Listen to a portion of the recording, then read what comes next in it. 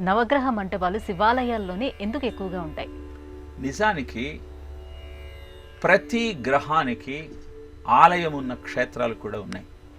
కానీ శివాలయంలో విశేషంగా ఈ నవగ్రహ మంటపాలు కనపడటంలోని ఆంతర్యం ఏమిటి అంటే, ఆయన కాలారి కామారి, మృత్యువు ఆసన్నం కాబోతోందన్నటువంటి ఆలోచనతో ఆయనను ఆశ్రయించినటువంటి మార్కండేయుడు మృత్యుంజయుడయ్యాడు.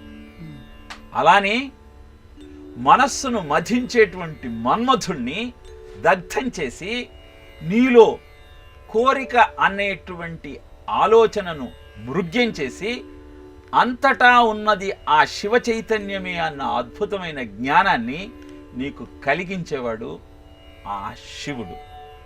కాలానికి అధిపతి అయినటువంటి ఆ శివుడిని ఆశ్రయించి ఈ నవగ్రహముల ప్రభావం నుంచి బయటపడటం కోసం శివాలయంలోకి వెళ్ళిన మనము ఆ గ్రహములకు కూడా నమస్కరించి గ్రహ దోషములను పోగొట్టుకుంటూ శివుడి యొక్క అద్భుతమైన కృపా కటాక్ష వీక్షణాల ద్వారా దోషం నుంచి నివృత్తి పొందవచ్చు అన్న ఆలోచనతో శివాలయాలలో విశేషంగా నవగ్రహముల యొక్క స్థాపన చేయటం జరుగుతుంది.